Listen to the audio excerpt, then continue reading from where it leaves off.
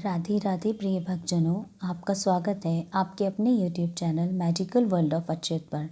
आज हम इस वीडियो में सुंदरकांड में आगे की कथा सुनेंगे। रावण ने देवी सीता से इतना कहकर राक्षसियों से कहा, सुनो, किसी भी तरह सीता को काबू में कर लो। अगर यह काबू में नहीं आती तो इसकी ऐसी दुर्गति बनाना कि लाचार होकर यह स्वयं ही मेरे पास आने की विनती करने लगी। यह कहकर रावण वहां से चला गया। साथ ही हरकर लाई गई समस्त सुंदरियों को भी साथ लेता गया। राक्षसियों ने चारों ओर से देवी सीता को घेर लिया और विभिन्न हथकंडों से उन्हें डराने की कोशिश की। वे देवी सीता से कहने लगी, अरे अजीब मूर्ख है तू, तीनों भुवनों का स्वामी स्वयं तेरे सम्मुख पड़ने की प्रार्थना कर रहा है और तू है कि बिना सोचे समझे उसे ठुकरा दिया। भला राम के पास ऐसा क्या है जो तू उसके लिए ऐसी भावना रखती है। देवी सीता सिर झुकाए आंसू बहाती हुई करुण स्वर में बोली, अरे राक्षसियों, क्यों ऐसे कटु वचन कहती हो जिनके सुनने मात्र से मैं नरक में जा पड़ूंगी।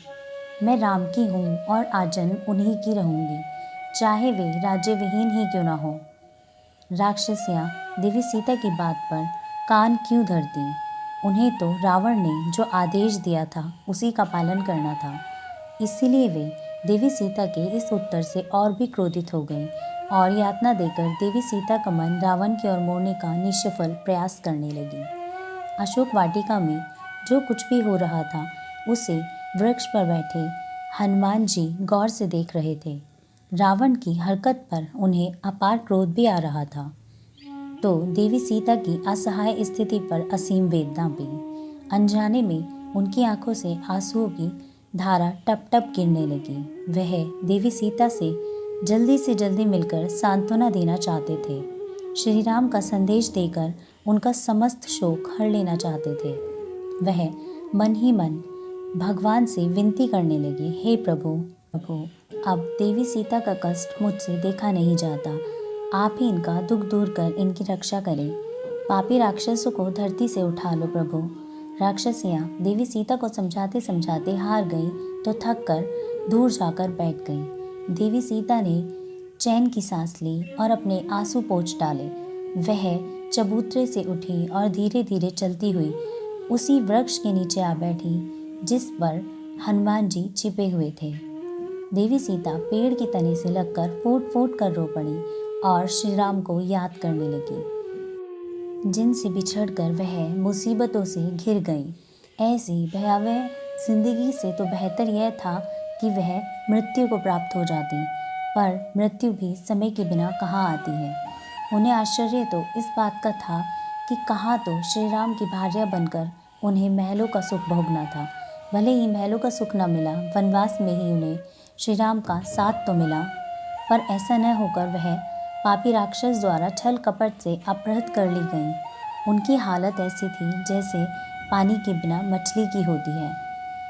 हे भगवान, मुझे उठा ले, भला यह भी कोई जीवन है। देवी सीता खुद से बोली, न जाने प्रभु कहाँ है, लक्ष्मण को क्या हो गया है, कोई भी मेरी खबर क्यों नहीं ले रहा, क्या सभी मुझे भूल गए।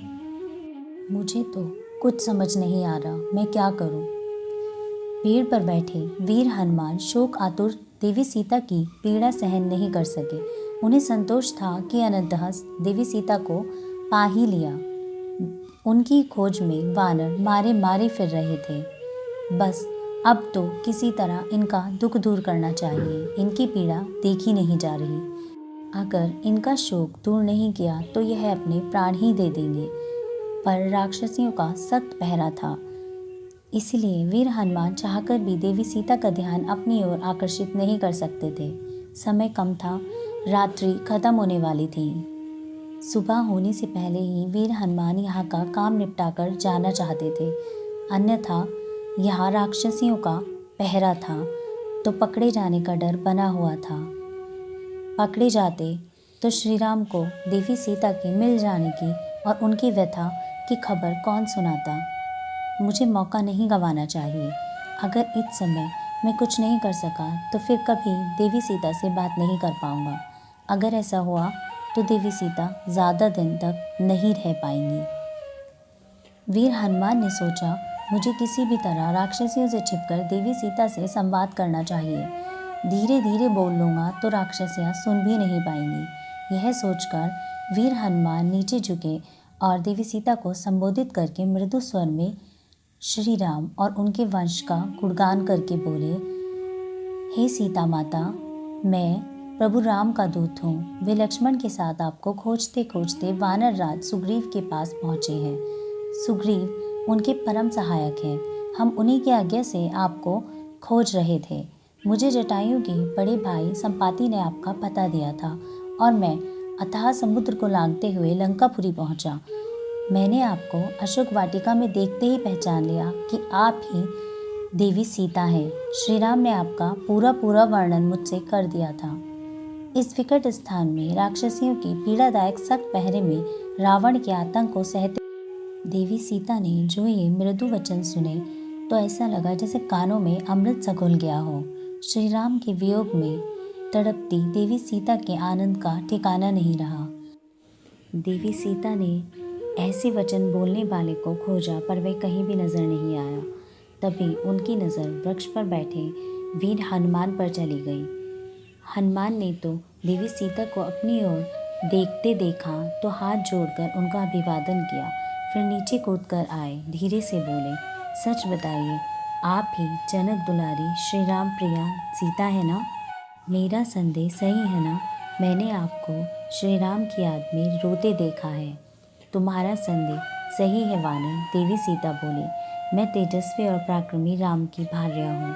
मुझे रावण यहाँ जबरदस्ती अपहरण कर लाया है और मेरी मर्जी के बिना मुझे यहाँ रखना चाहता है। अगर रावण अपनी करनी में सफल हो गया तो मैं ये प्राण त्याग दूंगी। देवी शोक त्याग दो, वीर हनुमान बोले। श्री राम कुशल है और आपकी कुशलता की कामना करते हैं। देवी सीता की सारी उदासी पल भर में दूर हो गई। प्रभु राम का संवाद सुनकर उनका चेहरा खिल उठा। वह मुस्कुराकर बोली, सच में मैं आज अपनी प्रसन्नता व्यक्त नहीं कर सकती। यह ठीक ही कहा गया है कि आशा का दामन कभी नहीं छोड़ना चाहिए। मनोकामना कभी भी पूर्ण हो सकती है। तभी देवी सीता को संदेह हुआ कि यह वानर भी कहीं मायावी तो नहीं। पहले भी वह एक बार मायावी मृग द्वारा धोखा खा चुकी थी। रावण ने भी मायावी साधु बनकर उनके साथ कपट किया। क्या पता यह वानर भी रावण की ही माया हो। शायद यही वानर बनकर मेरे मन की खबर लेने आया हो। तो वह मायूसी से बोली, अरे रावण, तू इतना विद्वान है फिर भी कदम कदम पर नीचता से बाज नहीं आता। पहले भी तुमने विभिन्न रूपों में मुझे छला है और आज फिर वानर का रूप धारण करके मुझे धोखा देने चले आए। चले जाओ, क्यों मुझे कलुषित करने पर तुले हुए हो? वीर हनुमान जी का हृदय बैठ गया। वह अत्यंत विनीत होकर बोले, माता ऐसा न कहीं, मुझ पर संदेह न करें। मैं निसंदेह श्री राम का दूत हूँ। शीघ्र ही उनकी शक्ति से यह लंका एक दिन जलकर भस्म होगी। प्रभु राम ने ही मुझे आपकी खबर लेने भेजा है। आपने जो आभूषण हर कर ले जाते वक्त आकाश मार्ग से भेजे थे वो मैंने ही ग्रहण किए थे। मैं सच कहता हूँ, रावण नहीं हूँ बल्कि प्रभु राम का दास हूँ।